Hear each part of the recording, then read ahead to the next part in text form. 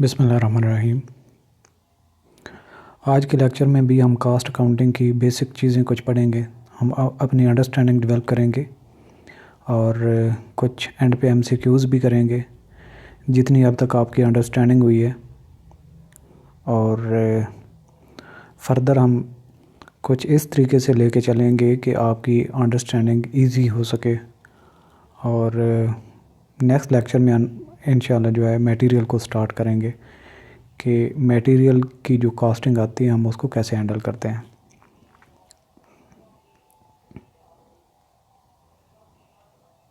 हमने कुछ इसमें से टर्म्स पहले पढ़ी भी हैं और मैंने ज़रूरी समझा है कि उनको फिर से एक दफ़ा रिवीजन कर भी लें।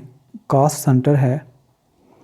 कॉस्ट सेंटर किसी भी ऑर्गेनाइजेशन की ऐसी डिपार्टमेंट होती है जो कॉस्ट इंकर करती है, खुद कुछ चीज़ें परचेज़ करती है, वहाँ की लेबर होती है और एफओएच की कास्ट वगैरह होती है।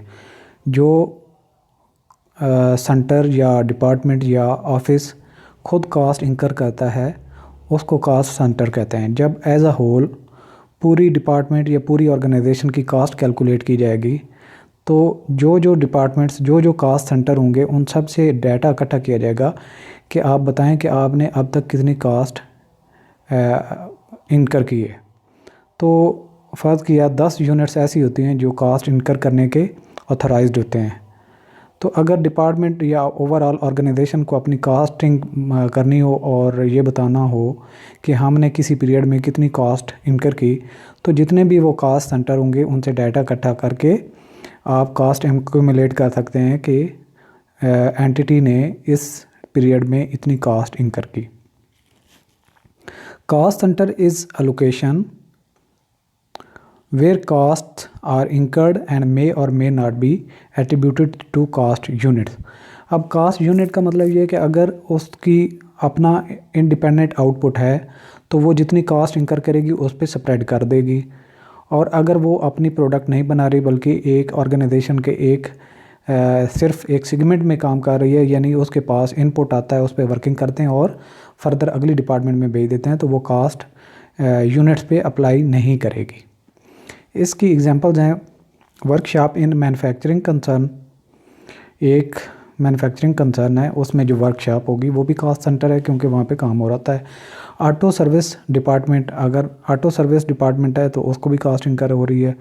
इसके अलावा इलेक्ट्रिकल सर्विस डिपार्टमेंट है तो इलेक्ट्रिकल सर्विस डिपार्टमेंट में भी जितनी इलेक्ट्रिक का काम हो रहा है या इलेक्ट्रिकल सर्विसेज वो रेंडर कर रही है तो उस पर जितनी लागत आएगी वो कास्ट उसको अकाउंट फॉर करेगी। इसके अलावा पैकेजिंग डिपार्टमेंट है, वो पैकेजिंग करती है और उसके लिए जितना मटेरियल वगैरह ज़रूरत होती है वो मंगवा के उस पर अप्लाई करती है, तो वो भी पैकेजिंग डिपार्टमेंट भी कास्ट सेंटर होगा। और इसके बाद जेनिटोरियल सर्विस डिपार्टमेंट यानी कि सफाई सुथराई करने वाले डिपार्टमेंट जो क्लीनिंग वगैरह मेंटेन करते हैं, तो उनको भी मटेरियल चाहिए होता है, वो भी कास्ट इनकर करते हैं और उसको अकाउंट फॉर करते हैं। नेक्स्ट है रेवेन्यू सेंटर। जिस तरीके से एक डिपार्टमेंट होती है, ऑर्गेनाइजेशन को अगर मुख्तलिफ डिपार्टमेंट में तकसीम कर दिया जाए, यूनिट्स में तकसीम कर दिया जाए, तो जैसे वो खुद परचेज़ करके मटेरियल कास्ट इंकर होती है, लेबर खुद मंगवा के उस पर काम करवाती है, मशीनरी उनके पास होती है, उस पर वर्किंग करते हैं।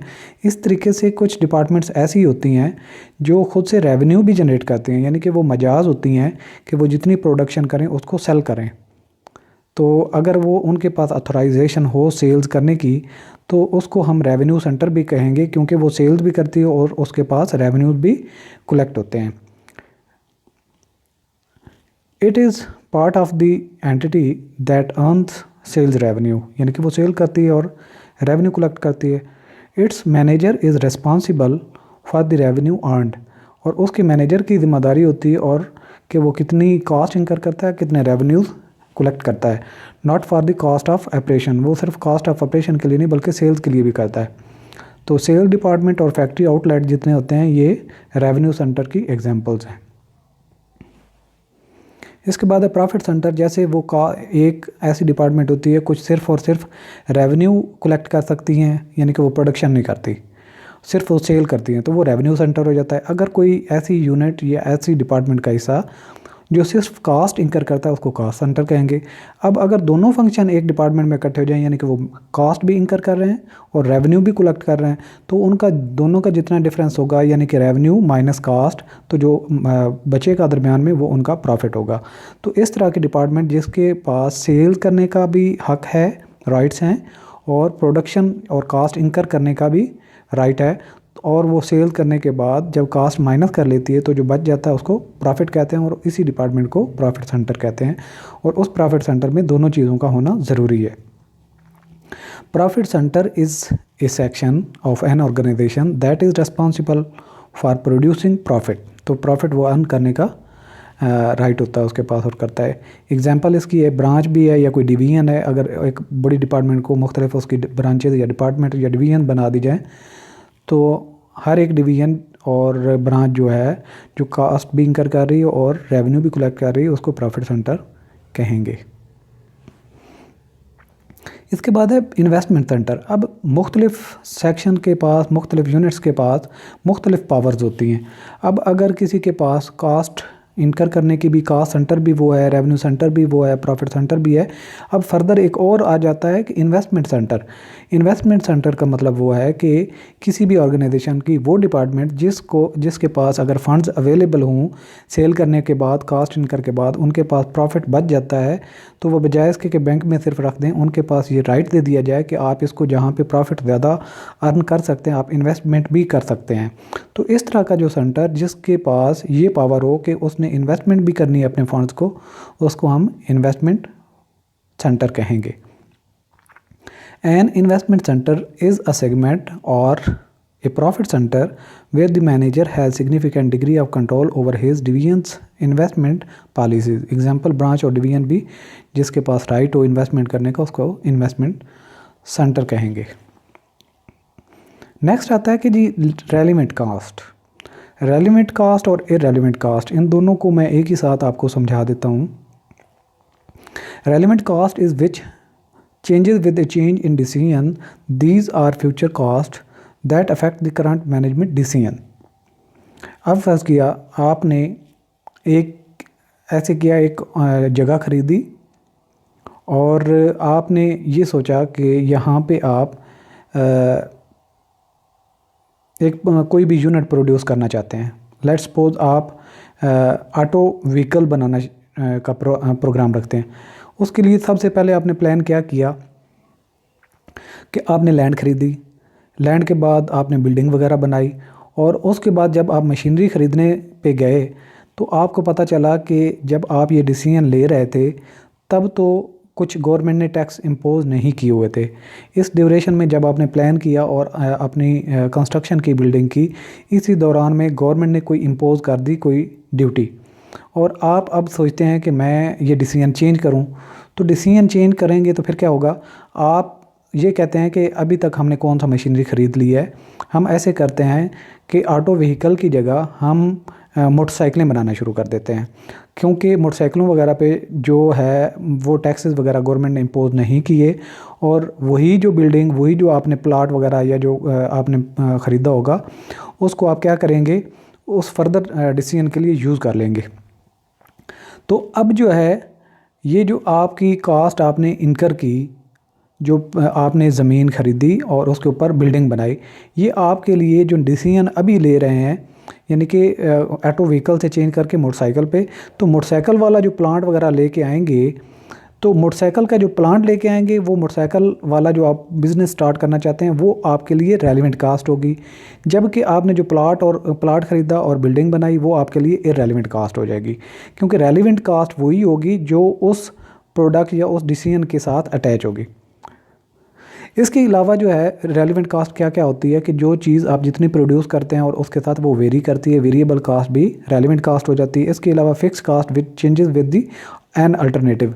अगर आप फर्ज किया कोई एक प्लांट वगैरह लीज़ पे लेते हैं और वो मोटरसाइकिल को वर्किंग करने के लिए आप उसकी रिपेयरिंग करते हैं या जैसे भी उसको आप फर्दर प्रोडक्शन स्टार्ट करते हैं, तो जो लीज़ पे मशीनरी वगैरह उसके लिए लेंगे वो भी रेलिवेंट कास्ट होगी। अगर फ़र्ज़ किया आपने कोई प्लांट का कोई छोटा सा हिस्सा या कोई टेक्नीशियन वगैरह या कोई एक मैकेनिक या कोई इन्वेस्टर ऐसा आपने हायर कर लिया था जो सिर्फ और सिर्फ ऑटो व्हीकल की कंसल्टेंसी वगैरह देता था, तो अब आपकी जो ऑटो व्हीकल के लिए आपने जो पहले बंदा लगाया था उसके लिए जितना खर्चा होगा वो मोटरसाइकिल वाले प्लांट के लिए इररेलेवेंट हो जाएगा, क्योंकि अब उसका फ़ायदा नहीं है आपको, क्योंकि आपने तो प्लांट वो लगाना ही अब नहीं है।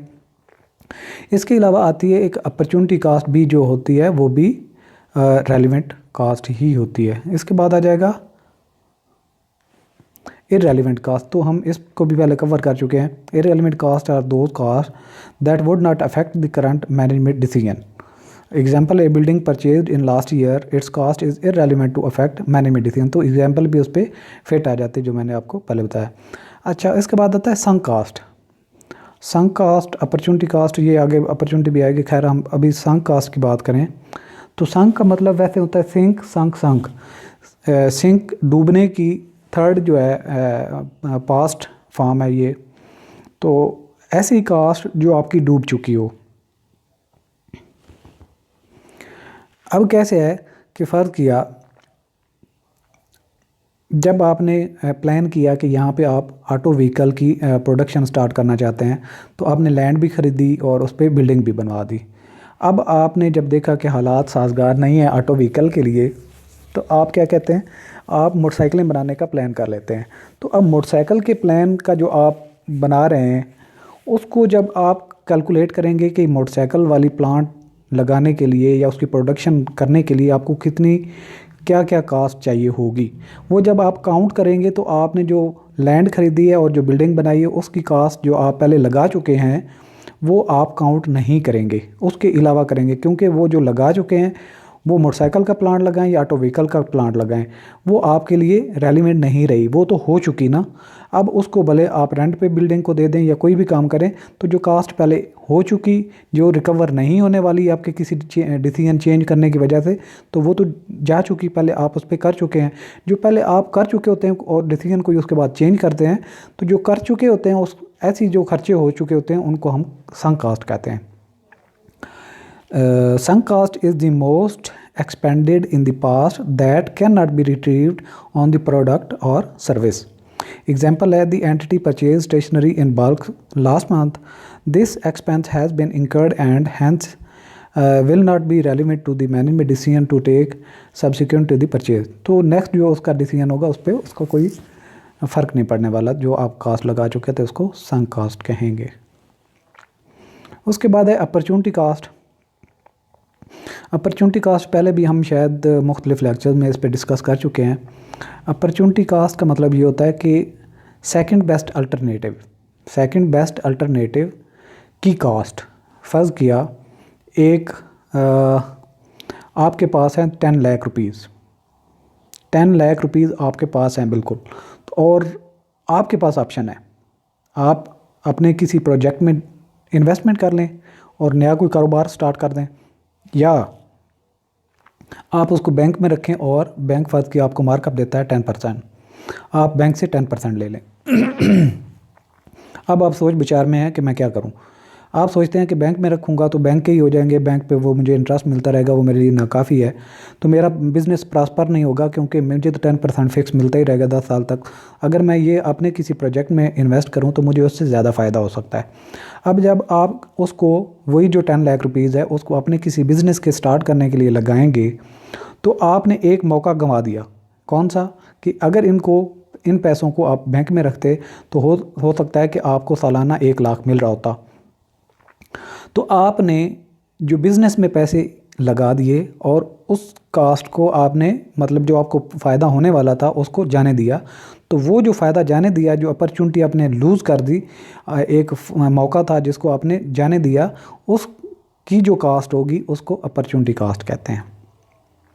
Opportunity cost is the value of the benefit sacrificed in favour of an alternative, यानी आप उसको छोड़ के दूसरा ऑप्शन अवेल कर लेते हैं। एग्जाम्पल इज़ कि an investor invests in stock exchange, he foregoes the opportunity to invest further in his hotel. The profit which the investor will be getting from the hotel is opportunity cost. इसके अलावा product cast है कि जो आप चीज़ बनाते हैं, let's suppose हमने plant जो लगाया था जिसमें हमने मोटरसाइकिलें बनाना शुरू की थी, तो मोटरसाइकिल एक बनाने पे जितनी कॉस्ट आप इनकर करेंगे उसको प्रोडक्ट कास्ट कहेंगे। Product cost is a cost that is incurred in producing goods and services. This cost become part of inventory. अब जब आपकी मोटरसाइकिलें बनती जाएंगी तो जितनी आप वो बना के रखते जाएंगे तो वो आपकी कॉस्ट उसका इन्वेंट्री का हिस्सा बनती जाएगी। इन्वेंट्री पे आपकी उतनी कॉस्ट एक्स्ट्रा होती जाएगी। आगे आते हैं example, direct material, direct labour and factory overhead cost की जितने भी आपके होते हैं ये प्रोडक्ट कास्ट होते हैं।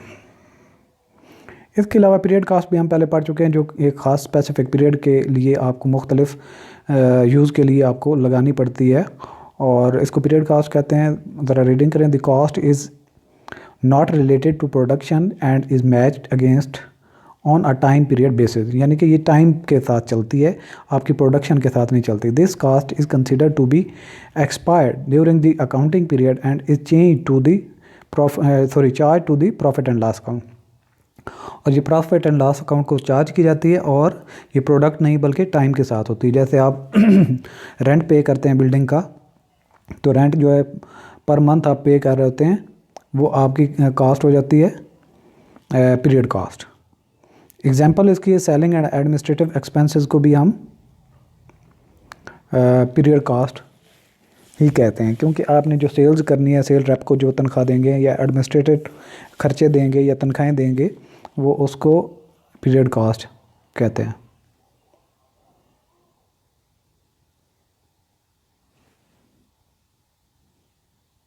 इसके बाद आती है हिस्टोरिकल कास्ट। हिस्टोरिकल कास्ट वो होती है जो आपको, जो पहले आप लगा चुके होते हैं या कि ऐसी प्रोडक्ट जो आपने पहले भी ख़रीदी थी लेकिन उस पे भी कोई कास्ट आई थी। आपने फ़र्ज़ किया 5 साल पहले मशीनरी कोई ख़रीदी थी, तो मशीनरी पे जितनी कास्ट आपने इनकर की थी तो वो आपकी हिस्टोरिकल कास्ट बन जाएगी, यानी कि वो कास्ट जो अब तारीख़ बन चुकी है, हिस्ट्री बन चुकी है। It is the cost which is incurred at the time of entering into a transaction. This cost is verifiable through invoices, agreements. Historical cost is an actual cost that is borne at the time of purchase. जब आपने कोई चीज़ purchase की होती है तब जो आप खर्चा करते हैं उसको हिस्टोरिकल कास्ट कहते हैं। एग्जाम्पल इसकी है, building purchase for ₹4 lakh has market value of ₹10 lakh, its historical cost is ₹4 lakh. तो जब आपने ख़रीदी थी वो 4 लाख की ख़रीदी थी और अब मार्केट वैल्यू उसकी अगर अब बेचें तो 10 लाख की है, तो इन दोनों में से कौन सी कास्ट हिस्टोरिकल होगी? वो कास्ट जो आपने पहले ख़रीदते वक्त लगाई थी जो कि 4 लाख है। इसके बाद standard cost. Standard cost is the predetermined cost of the units. इसमें आपने स्टैंडर्ड एक मेंटेन किया होता है, फ़र्ज़ किया आपका प्लांट सही तरीके से सही एक लेवल पे चले तो वो जितनी प्रोडक्शन आपको करेगा, तो उस प्रोडक्शन की आप अगर कास्टिंग करें तो आप अंदाज़ा लगा सकते हैं कि मटेरियल इतने का लगेगा, अगर लेबर इतने की, और फैक्ट्री ओवरहेड इस पे अगर एक्सपेंडिचर आए तो एक यूनिट के इतनी प्राइस बनती। तो जितनी वो फिक्स आप कर लें, मुख्तलिफ़ चीज़ों को मतलब आप मुख्तलिफ़ तरीके से आप प्रैक्टिस करते रहते हैं और अल्टीमेटली आप एक नतीजे पे पहुंच जाते हैं कि एक चीज़ बनाने में आपको इतना खर्चा आता है। वो आप जो फिक्स कर लेते हैं या स्टैंडर्ड बना लेते हैं उसको कहते हैं standard cost. Standard cost is a predetermined cost of the units. Example इसकी है, standard cost for the unit product A is set to at ₹30, it is compared with actual cost incurred for control purpose. तो आप जितनी actually cast करते हैं उनकी basis पे आप डिसाइड करते हैं कि आपकी प्रोडक्ट की कितनी स्टैंडर्ड कास्ट है। इसके बाद कुछ इम्प्लिसिट कास्ट होती है और कुछ एक्सप्लिसिट कास्ट होती है। इम्प्लिसिट वो होती है जो अप्लाई हुई होती है लेकिन नज़र नहीं आ रही होती, और एक्सप्लिसिट ये होती है जिसको आप देख सकते हैं, आपको पता चल रहा होता है कि ये कास्ट है। इम्प्लिसिट को पहले पढ़ते हैं। Implicit cost imposed on a firm include cost when it foregoes an alternative action but does not make a physical payment. Such costs are related to the foregone benefits of any single transaction and occurs when a firm uses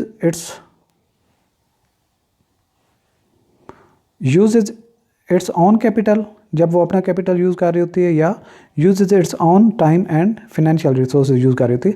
तो अब जो आपने opportunity cast पढ़ी थी वो ही implicit cast होती है, मतलब आपको नज़र नहीं आ रही होती लेकिन एक होता है फ़ायदा जिसको आप जाने देते हैं, तो वो आपको कास्ट पड़ती ज़रूर है।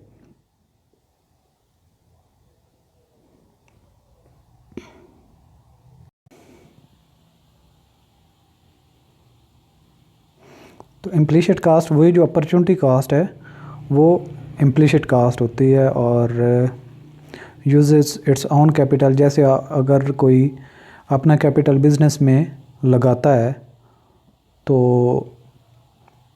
या तो फिर उसको वो ख़ुद भी यूज़ कर सकता है अगर वो बिज़नेस में ना लगाए, या फिर बैंक वगैरह में जमा करवा के उस पर इंटरेस्ट अर्न कर सकता है।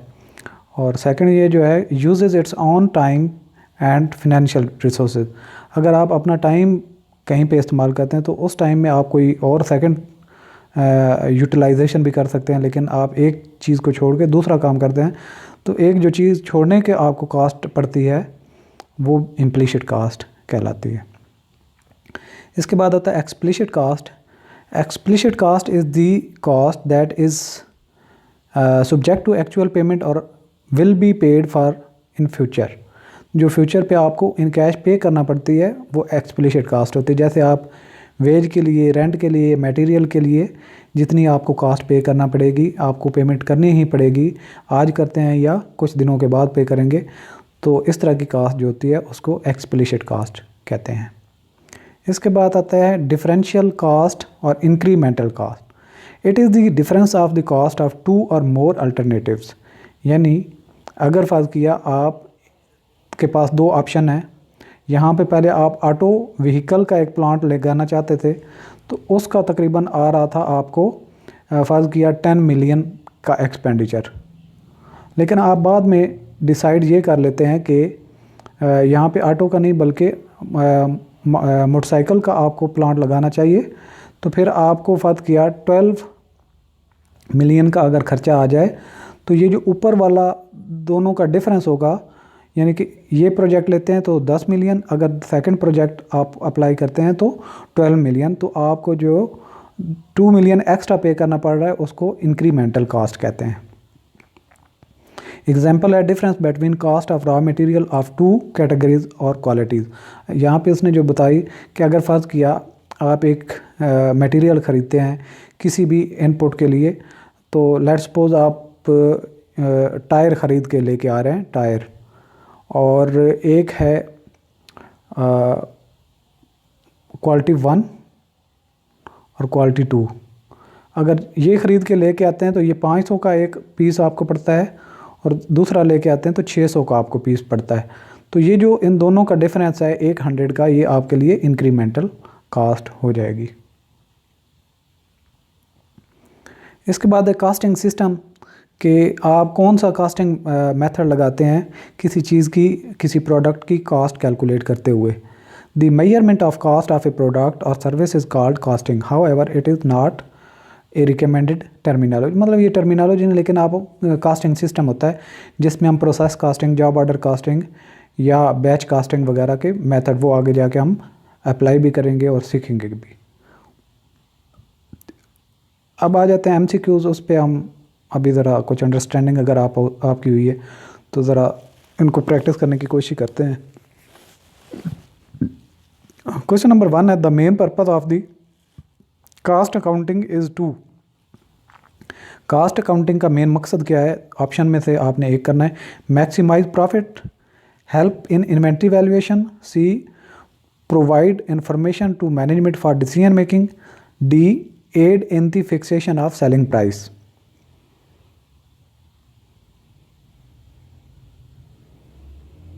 ऑप्शन आप अपना सेलेक्ट कर लें। तो ऑप्शन सी है, यानी कि इससे मोस्ट सूटेबल जो है provide information to management for decision making, management decision making करती है, इसलिए कास्ट अकाउंटिंग का सिस्टम हम अप्लाई करते हैं। सेकंड क्वेश्चन है fixed cost per unit increases when variable cost per unit increase, variable cost per unit decrease, production volume increases, production volume decreases. कि fix cost per unit कब increase होती है? तो हमने ये पहले पढ़ा था कि जब आपकी प्रोडक्शन डिक्रीज़ होती है तो आपको फ़िक्स कास्ट ज़्यादा पड़ती है। अब जब आपकी प्रोडक्शन बढ़ती जाती है तो fix cost per unit decrease होती जाती है, तो आपका ऑप्शन डी होना चाहिए। उसके बाद है variable cost per unit, option A varies when output varies, remain constant, C में है increases when output increases, decreases when output decreases. तो ऑप्शन बी इसका ठीक लगता है, रिमेन कांस्टेंट। ऑप्शन बी ही ठीक है इसका। और नेक्स्ट है which of the following is the reason of increase in total variable cost. कि जो फॉलोइंग वजूहत दी गई हैं किस वजह से वेरिएबल कास्ट बढ़ती है। इंक्रीज इन फिक्स कास्ट नहीं, rise in interest on capital नहीं, increase in direct material cost ये ठीक लगता है, डेप्रिसिएशन ऑफ मशीनरी नहीं। तो ये सी आपका ऑप्शन ठीक लगता है। जब मटेरियल की कास्ट बढ़ेगी तो आपके वेरिएबल कास्ट भी बढ़ जाती है, क्योंकि मटेरियल की कास्ट भी वेरिएबल कास्ट में ही शामिल होती है। इसके बाद which of the following is an example of fix cost. ये जो कास्ट दी गई है इनमें से फिक्स कास्ट कौन सी है। डायरेक्ट मटेरियल नहीं है ये, वर्क मैनेजर सैलरी ये भी नहीं है, डेप्रिसिएशन ऑफ मशीनरी और चार्जेबल एक्सपेंसेस। तो ऑप्शन सी ठीक लगता है, depreciation of machinery is the fix cost, भले आप उससे प्रोडक्शन करें या ना करें आपको पे करनी पड़ेगी। C is the right option. Question 6 है cost accounting concept include all of the following except. कि कास्ट अकाउंटिंग के कंसेप्ट सब इसमें शामिल है सिवाय एक के। कौन सा। Planning, controlling, sharing, costing. तो प्लानिंग भी, कंट्रोलिंग भी, कास्टिंग भी ये सारे आते हैं, लेकिन शेयरिंग का ऑप्शन मुझे गलत लगता है।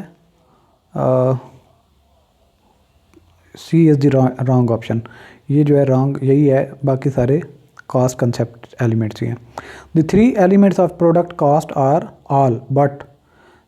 कास्ट के जो 3 एलिमेंट्स ऑफ प्रोडक्ट कास्ट, जो प्रोडक्ट कास्ट पे 3 एलिमेंट लगते हैं, डायरेक्ट मटेरियल भी होता है, फैक्ट्री ओवर कास्ट भी होता है, डायरेक्ट लेबर कास्ट भी होता है, और इनडायरेक्ट लेबर कास्ट शामिल नहीं होनी चाहिए इसमें। Direct labour cost, factory overhead cost, direct material cost. तो C is the right option के इनडायरेक्ट लेबर कास्ट जो है ये एलिमेंट ऑफ प्रोडक्ट कास्ट नहीं है। आपने कमेंट करें और दूसरों तक भी इस चीज़ को पहुंचाएं ताकि किसी और का भी फ़ायदा हो सके। नेक्स्ट लेसन तक के लिए अल्लाह हाफिज़।